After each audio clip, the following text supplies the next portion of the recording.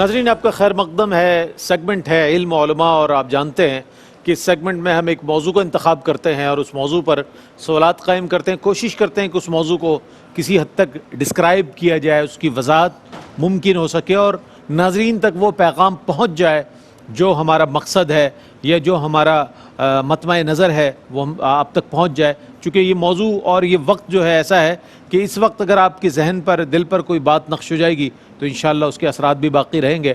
आज इन्फाक फ़ी सबीलिल्लाह के हवाले से हम बात करेंगे और हमारे साथ मौजूद हैं हज़रत अल्लामा मुफ्ती मोहम्मद अकमल मदनी साहब। अस्सलामु अलैकुम वरहमतुल्लाहि वबरकातुहू। और आपके साथ तशरीफ़ फरमाए अल्लामा मुफ्ती खुर्रम इकबाल रहमानी साहब। अस्सलामु अलैकुम वरहमतुल्लाहि वबरकातुहू। और हमारे साथ इंशाअल्लाह सना खाना ने मुस्तफ़ा में दानियाल शेख मौजूद हैं, मास्टर सुमैर मौजूद हैं और सकलैन रशीद भी इंशाअल्लाह हमारे साथ मौजूद होंगे। इन्फाक फ़ी सबीलिल्लाह का अगर सही मानों में मनाजिर इसके देखने हैं, मज़ाहिर देखने हैं, तो आप माह रमज़ान मुबारक में देखें कि लोग किस कदर खुले दिल के साथ और बड़ी फयाजी के साथ माशाअल्लाह लोगों की खिदमत करते हुए नज़र आते हैं, लोगों को खाना खिलाते हुए नज़र आते हैं। सहर का वक्त हो, इफ्तारी के औक़ात हों और दीगर मामलात हों, सदक़ा फ़ित्र हो या दीगर मामलात हों, कोशिश की जाती है क्योंकि कहा यह जाता है कि इसमें हर अमल का जो अजर व सवाब है वो बढ़कर मिलता है। तो देखा यही गया है कि इसमें बहुत ज़्यादा लोग जो हैं बढ़ चढ़ कर नेकी में हिस्सा लेते हैं। बहुत अच्छी बात है। इस हवाले से इंशाअल्लाह बात करेंगे। इसमें मज़ीद बरकतें हो जाएंगी जब आपको इसके बारे में तफसीलात मालूम होंगी तो इंशाअल्लाह मज़ीद आपके हुस्न अमल में इजाफ़ा हो जाएगा। क़िबला ये फरमाइएगा कि इन्फाक फ़ी सबीलिल्लाह कहते किसे हैं, इस पर कुछ इरशाद फरमाइएगा। इसके बारे में अल्लाह ताला ने जो हुक्म फरमाया उस पर भी कुछ इरशाद फरमाइए। अऊज़ु बिल्लाहि मिनश शैतानिर रजीम, बिस्मिल्लाहिर रहमानिर रहीम। इन्फाक माना होता है खर्च करना, फ़ी सबीलिल्लाह, अल्लाह के रास्ते, अल्लाह की राह। मुराद ये है कि अल्लाह ताला की रज़ा की खातिर जो कुछ खर्च किया जाए वो इन्फाक फ़ी सबीलिल्लाह में आता है। और अल्लाह तबारक व तआला ने बिल्कुल कुरान की तरतीब जमई के एतबार से इब्तिदा में मोमिनीन की सिफ़ात में बयान फरमाया, व मिम्मा रज़क़नाहुम युनफ़िक़ून, और जो अल्लाह ने उनको अता किया वो उसमें से खर्च करते हैं। और दूसरे मकाम पे वाज़ेह सरातन हुक्म दिया, व अनफ़िक़ू फ़ी सबीलिल्लाह, अल्लाह ताला के रास्ते में खर्च करो। तो इसका मतलब है कि मुतलक़न खर्च करना तो वाजिब हुआ क्योंकि अनफ़िक़ू अमर का सीगा है। फिर वो शरीयत ने उसके तरीक़े मुतय्यन कर दिए जिस पर इंशाअल्लाह गुफ्तगू करेंगे कि इसकी शरई हैसियत क्या है और कहाँ फ़र्ज़ कहाँ वाजिब वगैरह होता है। तो लेकिन ये एक ज़रूर है इसमें कि अनफ़िक़ू फ़ी सबीलिल्लाह जब हुक्म दिया जाता है तो अंडरस्टूड है कि ये रिज़्क़ तय्यब और हलाल में से मुतालबा होता है, हराम में से बिल्कुल मुतालबा नहीं है।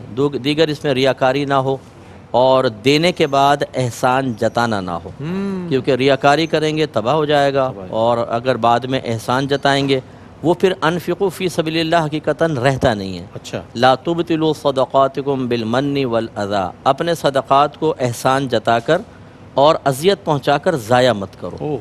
इसका मतलब है कि इब्तिदान तो अनफ़िक़ू फ़ी सबीलिल्लाह नज़र आया कि भाई खर्च करो और हमने खर्च भी किया, इन्फ़ाक़ फ़ी सबीलिल्लाह हुआ, लेकिन नतीजतन माआलन एंड उसका ये हुआ कि वो अमल ज़ाया हो गया। तो अब वो गोया कि जब बरोज़ क़यामत आएगा तो अल्लाह के राह में खर्च करने वाला नहीं कहलाएगा। इस एतबार से इस पे भी तवज्जो करनी चाहिए। क्या बहुत मुख्तसर और जामे अल्फाज में मुफ्ती साहब ने इसकी तफ़हीम फरमाई। और कुरान करीम में जो सूरह बकरा में इब्तिदाई हिस्से में जो हुक्म है और वो मोमिनीन की सिफ़ात के तौर पर व मिम्मा रज़क़नाहुम युनफ़िक़ून, जो कुछ है उनके पास खर्च कर देते हैं।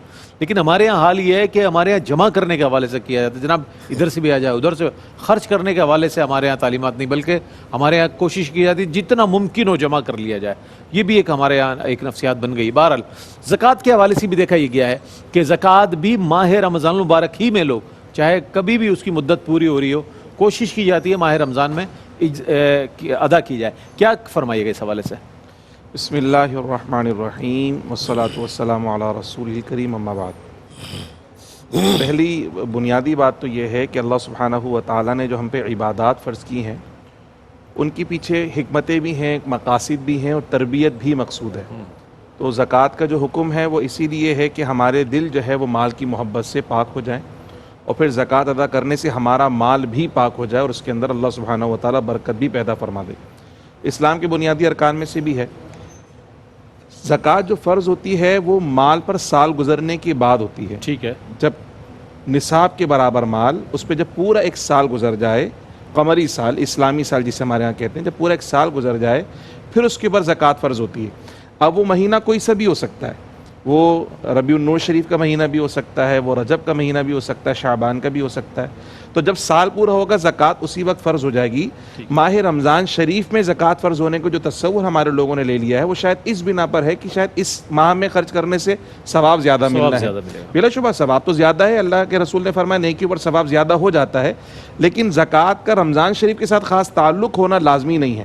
تو جن کے سال رمضان میں پورے ہوتے ہیں وہ رمضان شریف میں نکالیں، لیکن جن کے سال جو ہے وہ پورے سال کے کسی بھی مہینے میں پورے ہوتے ہیں تو زکوٰۃ تو اس مہینے میں ان پہ فرض ہو گئی.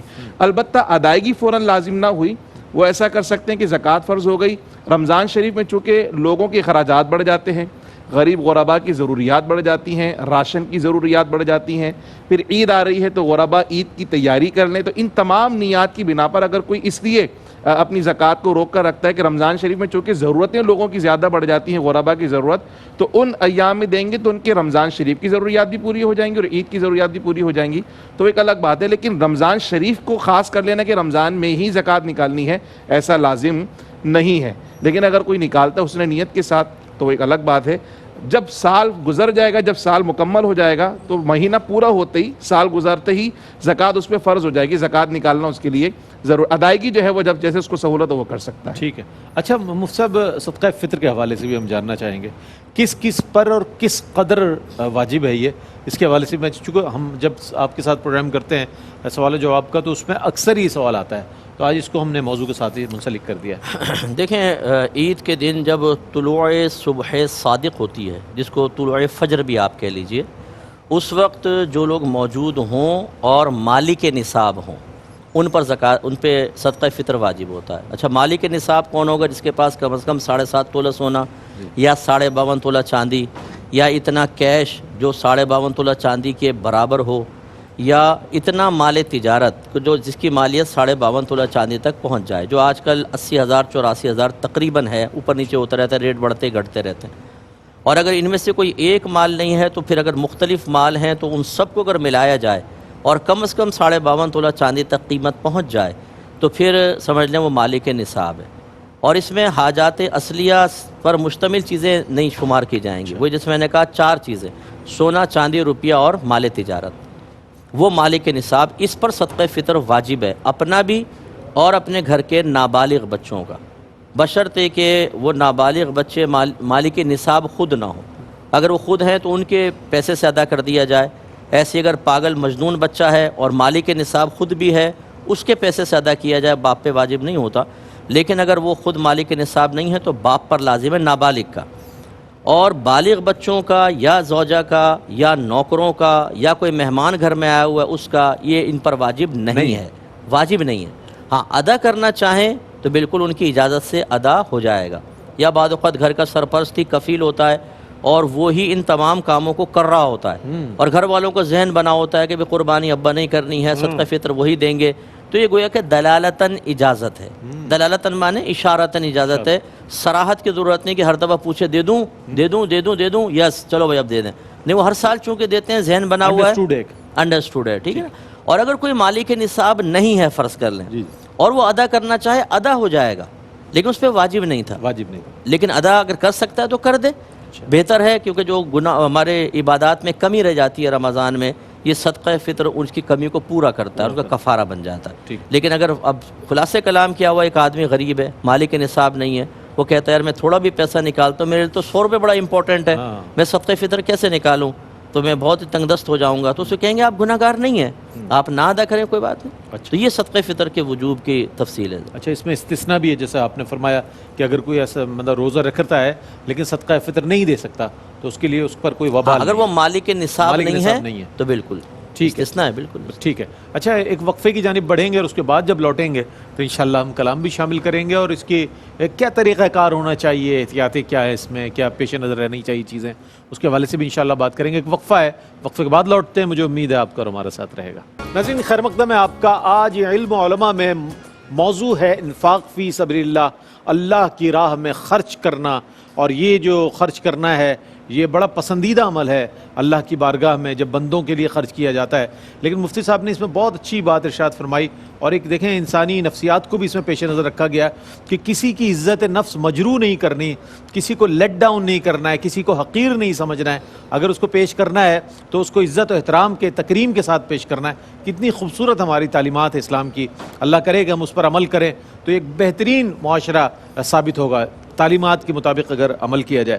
اچھا حضرت یہ فرمائیے گا کہ انفاق فی سبیل اللہ کی فقہی اعتبار سے اگر ہم قسمیں جاننا چاہیں اس کے حوالے سے بتائیے کتنی قسمیں ہیں اور کون کون سی ہیں, اس پر کچھ کلام فرمائیے گا. بسم اللہ الرحمن الرحیم والصلاۃ والسلام علی رسول الکریم. بنیادی طور پر اگر ہم دیکھیں تو انفاق فی سبیل اللہ میں کچھ فرض ہے, کچھ واجب ہے اور کچھ نفل ہے. ٹھیک. فرض کی طرف اگر ہم دیکھیں تو اللہ سبحانہ و تعالیٰ نے قرآن مجید میں ارشاد فرمایا اقیموا الصلاۃ وآتوا الزکاۃ, نماز قائم کرنا ہے اور زکوٰۃ دینی ہے. زکوٰۃ جیسے میں نے عرض کیا تھا آپ سے کہ ہمارے اسلام کے بنیادی ارکانوں میں سے ایک رکن بھی ہے زکوٰۃ. تو زکوٰۃ جو ہے وہ انفاق فی سبیل اللہ میں فرض کی کیفیت رکھتے ہیں. جسے اللہ سبحانہ و تعالیٰ نے مال دیا ہے اور صاحب نصاب بنایا, جیسے قبلہ مفتی صاحب نے بھی ارشاد فرمائی تھی نصاب کی جو مقدار بیان فرمائی, تو اس کے پاس اتنا نصاب ہو اور اس پہ سال گزر جائے تو اس کے اوپر زکوٰۃ فرض ہو جاتی ہے. گزشتہ سوال سے ریلیٹڈ ایک بات میں یہاں پہ مزید میں اس کو تھوڑا سا شامل کرنا چاہتا ہوں تاکہ لوگوں تک بات مکمل پہنچ جائے. جسے ہم نے یہ کہا تھا کہ زکوٰۃ تو فرض ہو گئی, رمضان شریف کے انتظار میں رکے ہوئے ہیں جی زیادہ لوگوں کی ضروریات ادا کر دیں, لیکن اس وقت جو لوگوں کی کیفیات اور طبیعتیں ہیں وہ ہے کہ وہ نکال کے رکھ لیتے ہیں جی آئے گا دے دیں گے, آئے گا دے دیں گے. وہ اتنا لیٹ کر دیتے ہیں کہ خود انتقال فرما جاتے ہیں اور اسی طرح رکھا رہتا ہے. جن کو فائدہ پہنچا رہا ان تک فائدہ پہنچ نہیں پاتا. تو اس لیے فقہا کا قول یہ ہے کہ جیسے ہی زکوٰۃ فرض ہوئی نکالنا بھی فوراً ہے, اس میں ایک دن کی بھی تاخیر نہ کریں. البتہ رمضان شریف میں اگر کوئی دینا چاہتا ہے تو وہ ایڈوانس میں زکوٰۃ دے دے. جیسے کسی کا محرم میں سال پورا ہونے والا تھا, ذی الحج میں پورا ہونے والا تھا, تو وہ کیا کریں کہ وہ ایڈوانس میں اپنی کیلکولیٹ کر لیں اور رمضان شریف میں ہی ادا کر لیں تاکہ رمضان شریف میں غرباء کا مستحقین کا فائدہ ہو جائے. تو ایک کیفیت انفاق کی ہے زکوٰۃ یعنی جو کہ فرض ہے. دوسرا واجب ہونا, تو واجب ہونے کے اندر بھی دو کیٹیگریز ہیں, ایک وہ جو خود سے واجب ہیں, ایک وہ جو بالتبع واجب ہیں. جیسے خود سے واجب, جیسے صدقہ فطر کی بھی بات ہے, مفتی صاحب نے ارشاد فرمایا صدقہ فطر یہ خود سے واجب ہے, جو صاحب نصاب ہو اور عید کے دن اس کے اوپر صدقہ فطر واجب ہو جاتا ہے. بالتبع واجب میں ایسا ہے کہ کوئی کام ایسا کیا جس کی وجہ سے واجب ہوا, جیسے نظر مان لی, اس کو واجب کرنا, وہ بھی انفاق فی سبیل اللہ ہے لیکن اس کو پورا کرنا واجب ہے. اسی طرح قسم کھا لی تھی, قسم توڑ دی, اب کفارہ ادا کر رہے ہیں, وہ بھی واجب ہے. اسی طرح جتنے ہمارے کفارات آتے ہیں, زہار کی صورت میں کفارہ آ رہا ہے, وہ بھی واجب ادا کرنا ہے. اور پھر حج کے موقع پر گئے, وہاں پر دم واجب ہو گیا, تو وہ جو ادائیگی ہے وہ بھی واجب کی زمرے میں آتی ہے. تو وہ ایک کام تھا جس کی وجہ سے یہ واجب ہوا, تو بالتبع واجب ہوا, تو یہ انفاق فی سبیل اللہ میں وجوب کی کیفیت آ گئی. پھر جیسے عام طور پہ ہم صدقات کرتے ہیں, روزانہ کچھ نہ کچھ اللہ کی راہ میں دے رہے ہیں, اللہ کے دین کے لیے دے رہے ہیں, مساجد میں دے رہے ہیں, وہ عطیات دے رہے ہیں, وہ نفلی صدقات کے اندر ہمارے شامل ہو جاتے ہیں. تو یہ بنیادی طور پہ یہ تقسیمات آتی ہیں, فرض یعنی زکوٰۃ, واجب یعنی صدقہ فطر, اور بالتبع جو ہمارے کچھ ہم سے کام ہو گئے اس کی ضمن میں جو شریعت نے واجب کی ہم پر ادائیگی کرنا, اور پھر اس کے بعد نفلی صدقات. یہ تین بنیادی کیفیات آتی ہیں فقہی اعتبار سے. اچھا مفتی صاحب یہ فرمائیے گا کہ انفاق فی سبیل اللہ کا طریقہ کار کیا ہے؟ ہمارے عام طور پہ یہ سمجھا جاتا ہے جو بیرون ممالک رہتے ہیں وہ پاکستان میں اگر ان کا کوئی رشتہ دار ہے تو ان کو بھیج دیا انہوں نے, اب جیسے چاہیں وہ تقسیم کریں. کیا طریقہ کار ہے اس کا اور کیا کیا احتیاطیں بروئے کار لانی چاہیے؟ میں چاہتا ہوں اس پر کچھ کلام فرمائیے گا.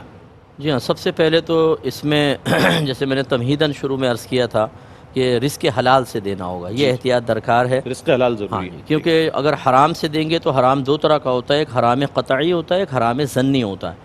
یعنی کسی مال کی حرمت اگر قرآن سے واضح آیت سے ثابت ہے تو یہ حرام قطعی کہلاتا ہے, جیسے سود ہے, چوری ہے, ڈاکہ وغیرہ ہے.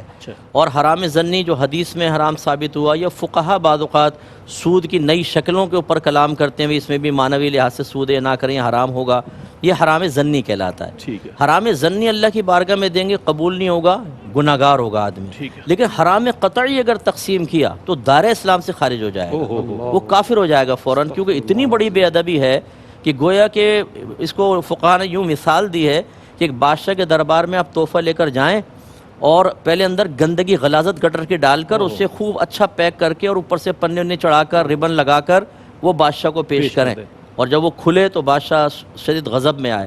اللہ کے لیے تو کچھ چیز مخفی نہیں ہے, بلا تمثیل یہ بات ہے کہ اللہ کی بارگاہ میں دینا بہت بڑی بے ادبی ہے. تو ایک تو یہ سب سے پہلے. بہت اچھی بات. دوسرا میں نے گزارش کی تھی کہ دینے کے بعد نہ سنائیں نہ دیتے ہوئے ریاکاری کریں، نہ کسی کے اوپر احسان جتائیں، نہ اذیت، ان سے بھی آپ کے صدقات ضائع ہوں گے، یہ بھی کہ احتیاط کرنی ہے۔ اب جو دینے میں ترتیب ہے، سب سے پہلے اپنے قریبی رشتہ داروں کو دیں، ان میں اگر نفلی صدقہ ہے تو اس میں تو کوئی تخصیص ہی نہیں ہے، والدہ کو دے دیں، بہنوں کو دیں، بھائی کو دیں، اولاد کو دیں، لیکن فرض اگر ہے تو وہ پھر اس میں تقسیم ہوتی ہے، جیسے ہم جس کی نسل سے انہیں نہیں دے سکتے، جو ہماری نسل سے انہیں نہیں دے سکتے، اور شوہر بیوی کو، بیوی شوہر کو نہیں دے سکتے، سید کو نہیں دے سکتے، اور مالک نصاب کو نہیں دے سکتے، اس میں بڑی احتیاط کرنی چاہیے۔ ایسی جو صدقات واجبہ ہیں اس میں تملیک شرط رکھی ہے فقہا نے، تملیک مینس مالک بنانا، تو یہ زکوٰۃ اور فطرہ آپ ایسے مقام پہ استعمال نہیں کر سکتے جہاں کوئی چیز مالک بننے کی صلاحیت نہ رکھتی ہو۔ مثلا مسجد تعمیر ہو رہی ہے، میں نے زکوٰۃ کے پیسے دے دیے اس میں، تو مسجد تو مالک بننے کی صلاحیت نہیں رکھتی، اور جن کو دیے ہیں ان کو مالک نہیں بنایا، ان کو تو وکیل بنایا ہے، یہ زکوٰۃ ادا نہیں ہوگی۔ تو ویلفیئر اداروں کے اندر یہ بھی ایک تھوڑا سا مسئلہ ہوتا ہے، جو مسائل جانتے ہیں انہی کو دینا چاہیے، کیونکہ وہ شرعی ہیلا کر کے پہلے شرعی فقیر کو دے کے پھر کسی چیز میں لگائیں گے، ایسا نہ ہو ڈائریکٹ ہی آپ کا کسی چیز میں لگا دے تو پھر پرابلم ہوگا۔ اور اسی طریقے سے جب آپ کسی کو وکیل بناتے ہیں، کئی بہنوں نے مجھ سے کوئسچن کیا، مفتی صاحب میں اپنی بہن کو دے دیا کرتی تھی کہ یہ تقسیم کر دینا، آپ پہلے یہ تو معلوم کریں کہ ان کو مسئلہ معلوم بھی ہے کہ نہیں، انہوں نے ایسی جگہ خرچ کر دیا، پتہ چلا جی 4-5 سال سے تو زکوٰۃ ہی ادا نہیں ہو رہی، غلط جگہ دے دی۔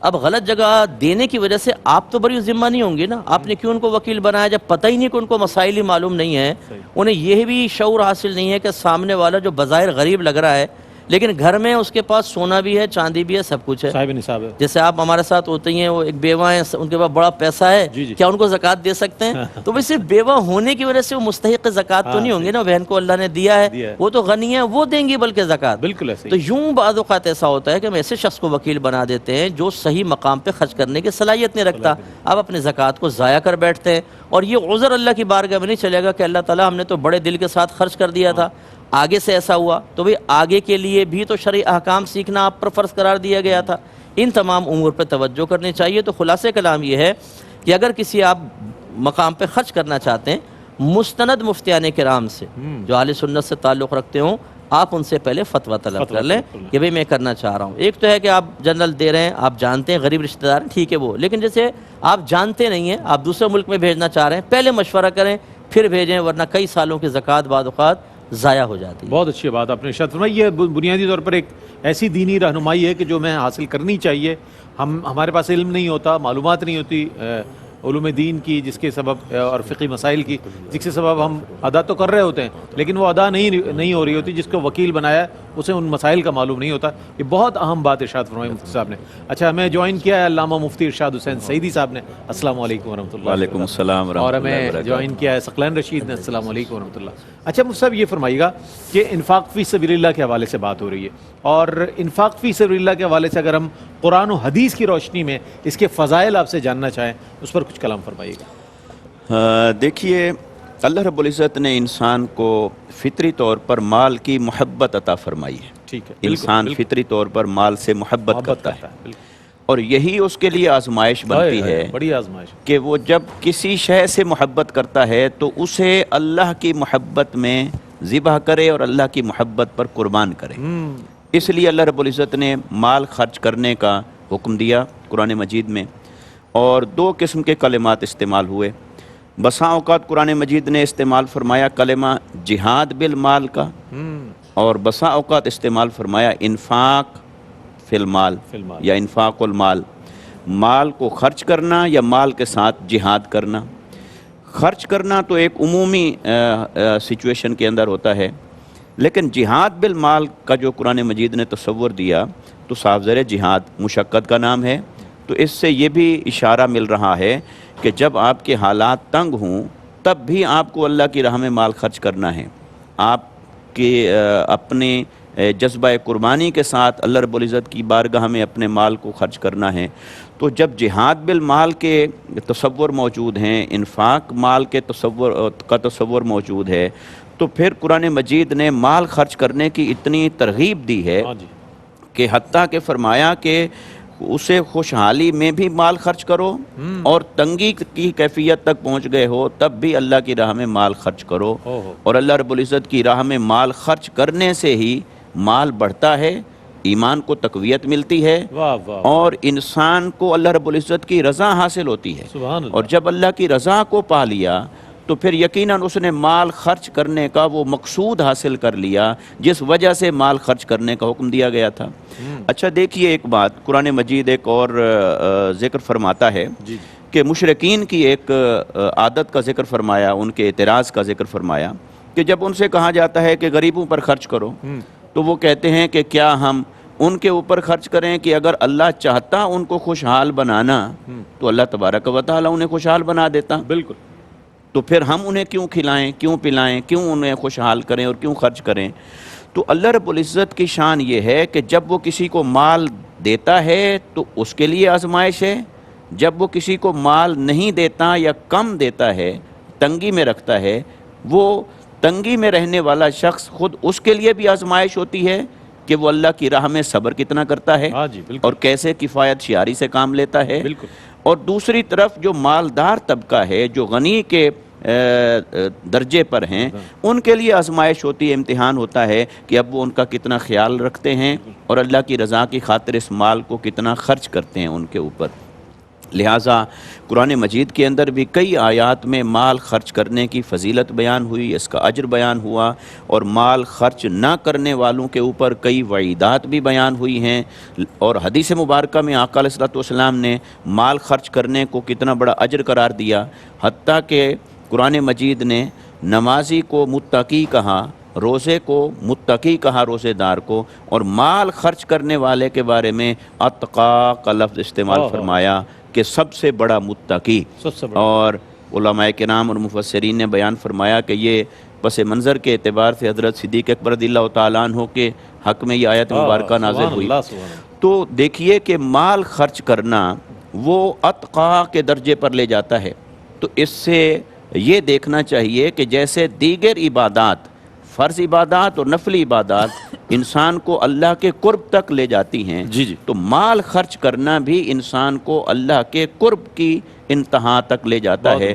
جو مال خرچ کرنا فرض ہے وہ فرض کی ادائیگی سے بھی اللہ کا قرب حاصل ہوتا ہے، اور فرض ادا کر چکے زکوٰۃ اور فطرہ کی صورت میں، تو نفلی طور پر جو صدقات ہیں اس نفلی عبادت سے بھی اللہ کی بارگاہ میں انسان کو بہت قرب حاصل ہوتا ہے اور اللہ کی رضا حاصل ہوتی ہے. بہت عمدہ انداز میں آپ نے قرآن و حدیث کی روشنی میں فضائل جو ہے انفاق فی سبیل اللہ کے وہ بیان فرمائے. ہم نے یہ دیکھا ہے کہ اگر کسی انسان سے کچھ مانگ لیا جائے تو ضرور دے دیتا ہے، لیکن جب پیسے کی بات آئے، جب مال کی بات آئے تو اس میں سب سے زیادہ جو پس و پیش سے کام لیا جاتا ہے وہ اسی معاملے میں لیا جاتا ہے. جناب دیا جائے نہیں دیا جائے، اور کتنا اس کے پاس تو پہلے ہی بہت ہے. وہ جو اللہ نے آپ کو مال دیا ہے اسے اللہ کی راہ میں خرچ کرنا بڑا مشکل ہو جاتا ہے، اور اس کے بارے میں پھر سوالات، توجیہات اور بہت سی تعویلات شامل کر لی جاتی. جناب یوں ہے تو اس لیے ہم نے نہیں دیا. بہر صورت انفاق فی سبیل اللہ کا بڑا درجہ ہے، بڑے فضائل ہیں، اس پر مزید کلام کریں گے. ایک کلام شامل کرتے ہیں، ہم رب جلیل پیش کریں گے، ثقلین رشید، دانیال شیخ اور ماسٹر سمیر. حاضر ہے تیرے دربار میں ہم، اللہ کرم، اللہ کرم، اللہ کرم، اللہ کرم. دیتی ہے صدا یہ چشم نم، اللہ کرم، اللہ کرم، اللہ کرم، اللہ کرم. میری آنے والی سب نسلیں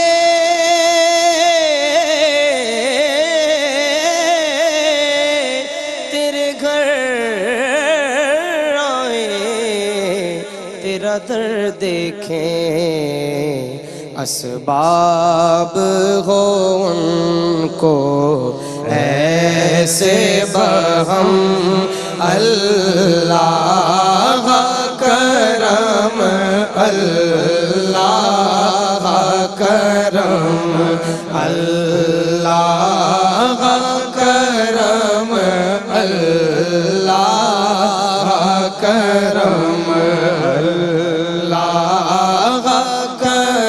کرم اللہ کرم اللہ کرم اللہ کرم ہر سال طلب فرما مجھ کو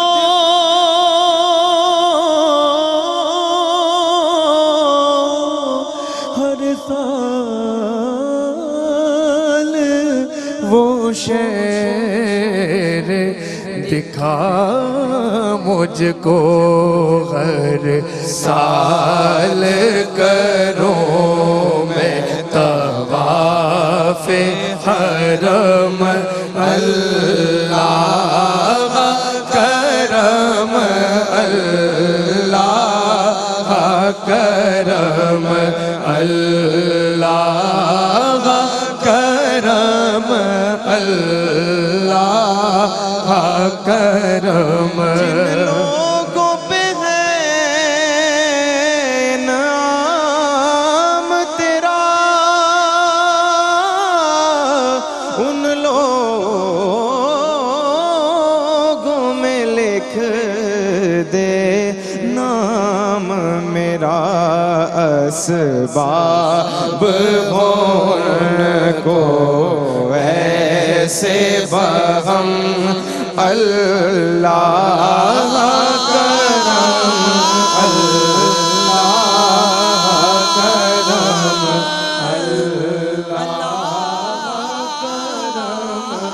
کرم جناب آپ کا خیر مقدم ہے انفاق فی سبیل اللہ، ماشاءاللہ رحمت سحر ہے، تو سحری کا بھی انتظام ہے، سحری بھی تناول کر رہے ہیں، سنت رسول ہے صلی اللہ علیہ وسلم، ظاہر ہے سحری کھانا۔ اس اعتبار سے انفاق فی سبیل اللہ ہمارا موضوع ہے۔ مجھ صاحب کیا فرمائیے گا کہ میں آپ کا جو سوال ہے اس پر بھی آؤں گا، لیکن ایک ذہن میں سوال یہ ہے کہ انفاق فی سبیل اللہ کے حوالے لوگ جو لینے والے ہیں وہ لوگ جو مستحق نہیں ہوتے، وہ اپنی کسی این جی او کے نام سے یا کسی ادارے کے نام سے وصول کر لیتے ہیں، ان کے لیے کیا وعید ہے ایسے لوگوں کے لیے کہ جو مستحق نہیں ہیں لیکن ایسے مال کو وہ لینا چاہتے ہیں، لوگوں سے مدد طلب کرتے ہیں؟ یہ جتنا بھی قرآن عظیم میں باطل طریقوں سے مال کے حصول کو حرام اور گناہ کبیرہ اور راہ جہنم قرار دیا گیا ہے، یہ اسی میں شامل ہوتا ہے۔ یعنی ایک دھوکہ ہے نا، جی بالکل، من غش فلیس منا، جو دھوکہ دے وہ ہم میں سے نہیں ہے۔ تو یہ ایک تو بعض اوقات این جی اوز بنا کر ہوتے ہیں، جھوٹے ویلفیئر ادارے بنائے ہوتے ہیں۔ ایک نوجوان تھا، وہ تائب ہو کر دین کی طرف آیا تو بتا رہا تھا کہ صاحب میرا اس گروہ سے تعلق ہے کہ جو مسجدوں میں کھڑے ہو کر مسجدوں میں یہ بسوں میں مانگتے ہیں، جی جی، اور ہمیں آنسو نکالنے میں مہارت ہوتی ہے۔ کہنے لگا آپ کہیں تو میں بھی دکھاؤں، میں نے کہا دکھائیں۔ یوں نگاہ جھکائی، اٹھایا تو ٹپ ٹپ آنسو اس کے بہ رہے تھے۔ کہنے لگا ہمیں ٹریننگ دی جاتی ہے باقاعدہ۔ تو یہ اب اس طرح جھوٹ بول کر یہ مانگ رہے ہوتے ہیں۔ اسی طریقے سے اس نے بتایا کہ ہمارے گروہ بنے ہوتے ہیں، ہر ویلفیئر ادارے کے اندر نام لکھوایا ہوتا ہے، وہاں سے سوٹ لیا، وہاں سے راشن لیا، جا کے بازار میں بیچا، سب ہاتھ پیسہ سیدھا کر لیا۔ اسی طریقے سے کہیں گے ہمارے بہت سارے یہ ہاسپٹلس کے باہر عورتیں بچے کھڑے ہوتے ہیں، بالکل مظلوم حالت میں ہم کھڑا کر دیتے ہیں، لوگوں سے کہتے ہیں یہ ڈاکٹر نے پرسکرپشن لکھ کر دیا ہے، خدا را دوا لینی ہے، دلا دیں، دوا دلا دیں، ہمیں پیسہ نہیں چاہیے۔ وہاں لیا اور اس کی پہلی سیٹنگ ہوتی ہے ان سے میڈیکل سٹور سے، وہیں جا کے تھوڑی کم قیمت پہ دے کر رائے فرار۔ اب یہ وہ لوگ ہیں جو معاشرے میں گند پیدا کر رہے ہیں۔ جی جی، جو بیچارہ مستحق ہے وہ سفید پوشی کی وجہ سے خاندانی غیرت کی بنا پر، خصوصاً اگر آل رسول میں سے ہے، اس کی تو خاندانی غیرت گوارا نہیں کرتی کسی کے سامنے دستے سوال دراز کرے، اسے تو عزت اور احترام کے ساتھ دینا چاہیے۔ ہمیں سفید پوش لوگوں کو تلاش کر کے دینا چاہیے، لیکن ان کی مظلوم اور اداکارانہ صورتوں کے اوپر بعض اوقات ہمارا دل مائل ہو کر ہم ان کو دے دیتے ہیں۔ بالکل صحیح فرمایا۔ اور پھر ہمارے لوگ کہتے ہیں مجھ صاحب کیا کریں، ہم تو ہماری نیت اللہ جانتا ہے، ہماری نیت ہماری طرف سے ادا ہو گئی۔ ہماری نیت اللہ جانتا ہے۔ ارے بھائی کوئی گن آ کے کہے کہ یار ذرا موبائل چھیننا ہے، گن کے پیسے نہیں، خدا کے واسطے مجھے دے دو، رونے پاؤں میں گر جائے آپ کے، رونے لگ جائے، تو آپ کہیں کہ اس پہ رحم آ گیا تھا، ہم نے تو اللہ کے لیے پیسے دے دیے، تو یہ جائز کیسے ہو سکتا ہے؟ کوئی نہیں سکتا۔ تو اس لیے مطلب یہ غلط طریقہ ہوتا ہے، ایسے پیشہ وروں کو ہرگز نہ دیں۔ اپنے رشتہ داروں میں، جیسے ہم نے عرض کیا، بالترتیب سب سے پہلے رشتہ داروں میں دیکھیں۔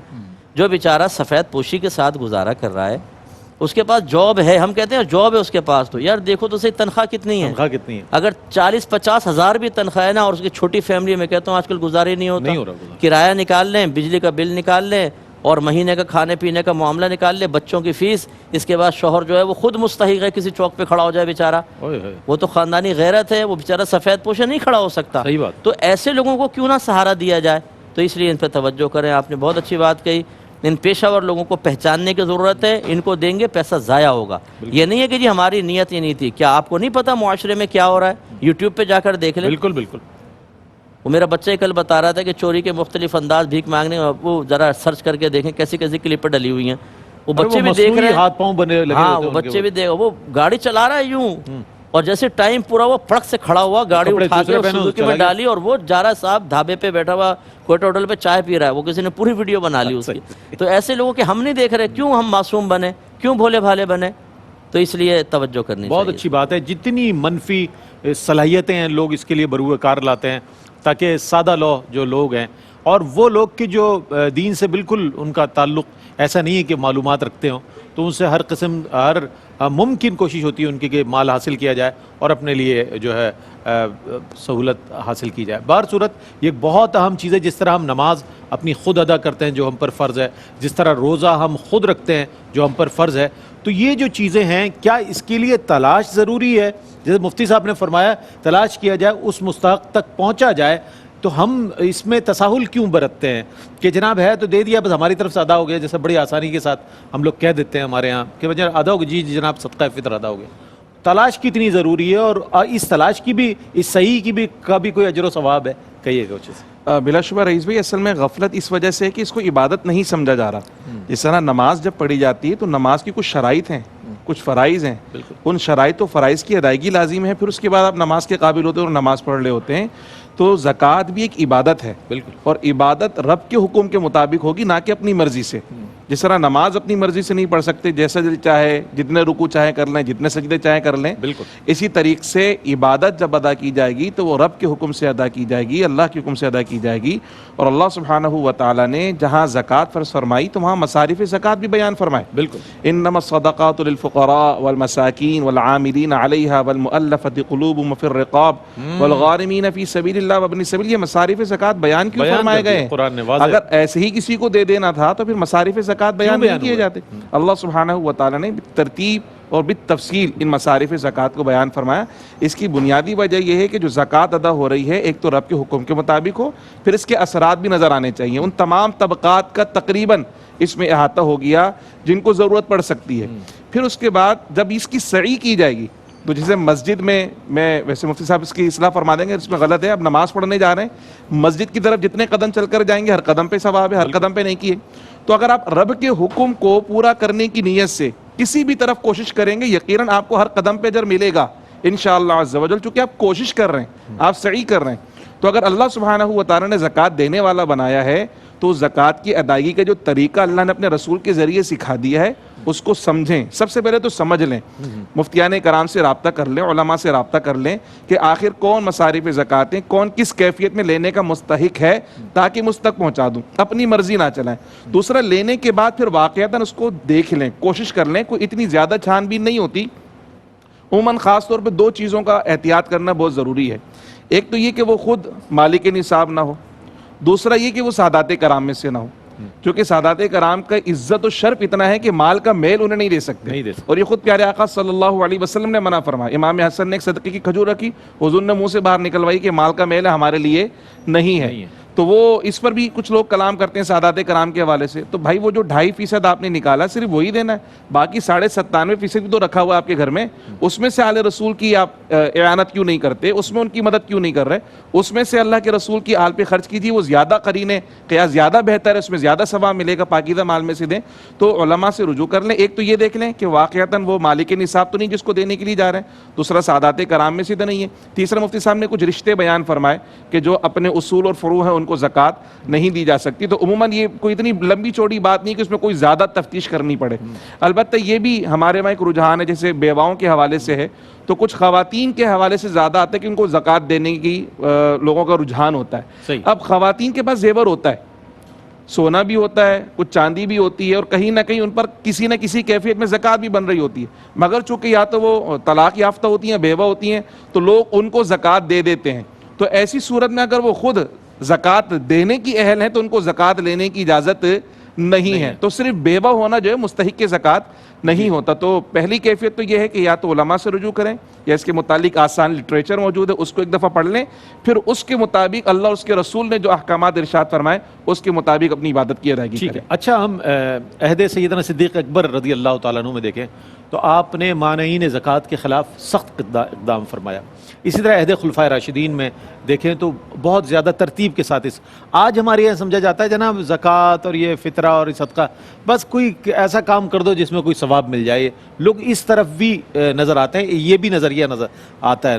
کیا فرمائیے گا آپ اس حوالے سے، ہمیں کیا کرنا چاہیے؟ یقیناً جس طرف آپ نے اشارہ فرمایا اور اس پر صحابہ کرام کا اجماع ہوا کہ آپ حضرت صدیق اکبر رضی اللہ تعالیٰ عنہ نے مانعین زکوٰۃ یعنی جن لوگوں نے زکوٰۃ دینے سے انکار کر دیا تھا تو ان کے خلاف آپ نے جہاد فرمایا، تو اس کا مطلب یہ ہے کہ یہ ایک ایسا رکن دین ہے، ایک ایسا فرض قطعی ہے کہ جس کا انکار کفر ہے، اور اگر ایسا کوئی طبقہ ہے، ایسے کوئی افراد ہیں تو ریاست ان کی گرفت کرے گی، اور اگر کوئی طبقہ منکر ہو گیا ہے، اگر کوئی طبقہ منکر ہو گیا ہے تو ان کے خلاف جہاد ہوگا۔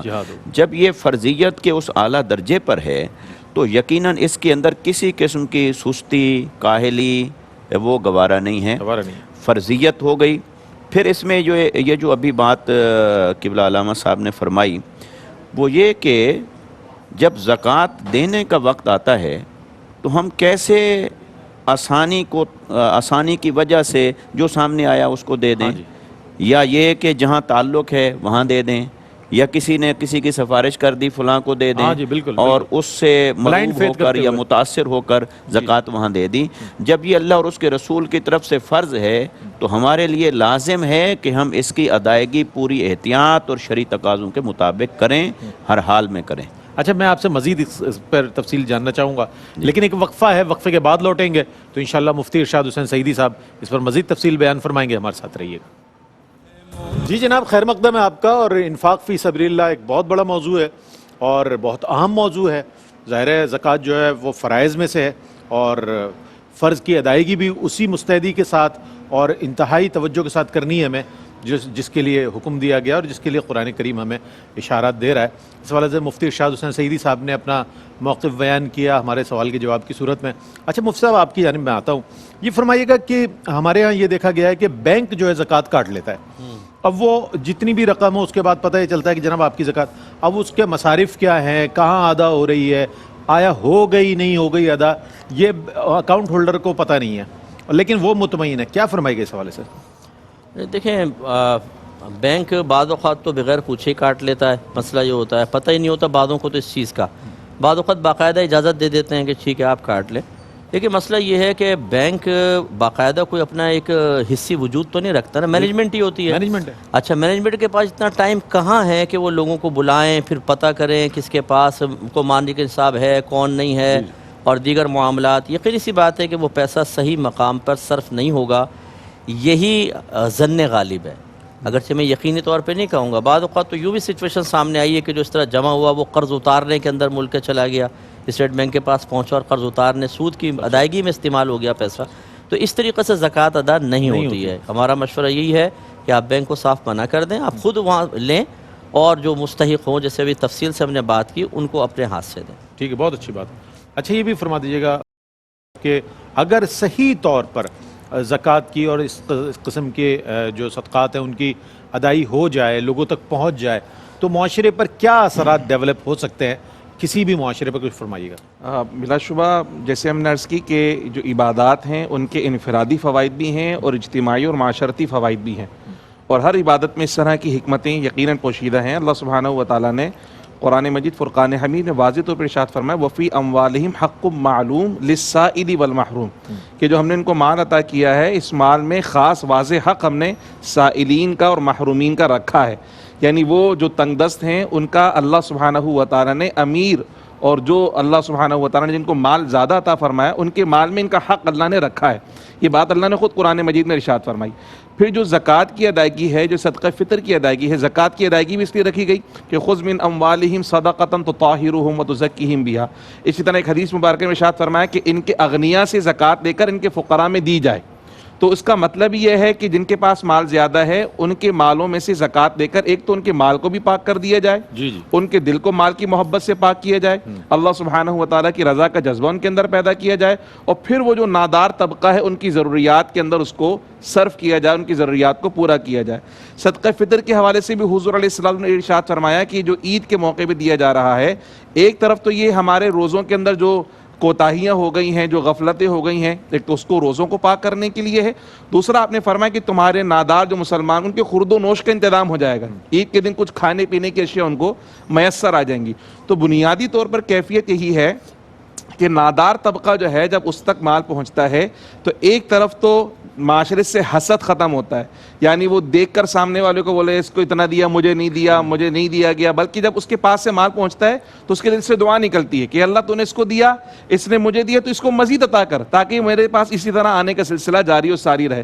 حسد ختم ہوتا ہے، جذبہ شکر پیدا ہوتا ہے، اور پھر بندے کے دل میں سب سے بڑی بات یہ ہے کہ اللہ کی محبت اور تقوی و پرہیزگاری پیدا ہو جاتی ہے کہ اللہ نے دیا تھا، ان پہ جو وارا انہی کی دین تھی، میں پشیماں ہوں کہ وارا کچھ نہیں، اسی کا دیا ہوا ہے، اس کے دیے میں سے تھوڑا سا اگر اس کی راہ میں خرچ کر دیا تو یہ دینے سے دل میں ایک طمانینت پیدا ہو جاتی۔ جو لوگ واقعتاً زکوٰۃ ادا کرتے ہیں، جو صدقات کرتے رہتے ہیں، انہیں قلبی خوشی محسوس ہوتی ہے کہ الحمدللہ میرا مال نکلا اور فقراء میں چلا گیا، یقیناً اللہ مجھ سے راضی ہوگا اور اس پر انعامات کی بارش بھی ہوگی۔ اچھا حضرت یہ فرمائیے گا کہ یہ زکوٰۃ ہے یا دیگر چیزیں ہیں، ان کے حوالے سے جو احکامات دیے گئے ہیں اس کی حکمت کیا ہے؟ بنیادی طور پر قرآن جو احکامات دے رہا ہے اس میں ہر چیز میں کوئی نہ کوئی حکمت ہے، اس میں کیا حکمت ہے کہ جن کے پاس ہے ان کو حکم دیا جا رہا ہے، ان کو یہ گائیڈ لائن دی جا رہی ہے ان لوگوں کو دیا جائے؟ تو کس طرح کے معاشرے کی ڈیولپمنٹ چاہتا ہے اسلام اور اپنے احکامات کے ذریعے میں چاہتا ہوں، اس کی حکمت پر کچھ کلام فرمائیے گا۔ دیکھیے، اللہ رب العزت نے جب حضرت آدم و حوا علیہم السلام ان کو زمین پر اتارا تو پوری انسانیت کے لیے دو حقوق بیان فرمائے۔ جی، فرمایا تمہارے لیے متاع ہے اور تمہارے لیے مستقر ہے، اچھا، اور یہ تمام انسانوں کے لیے اللہ رب العزت نے اس کو حقوق کے درجے پر ہر ایک کے لیے فرمایا۔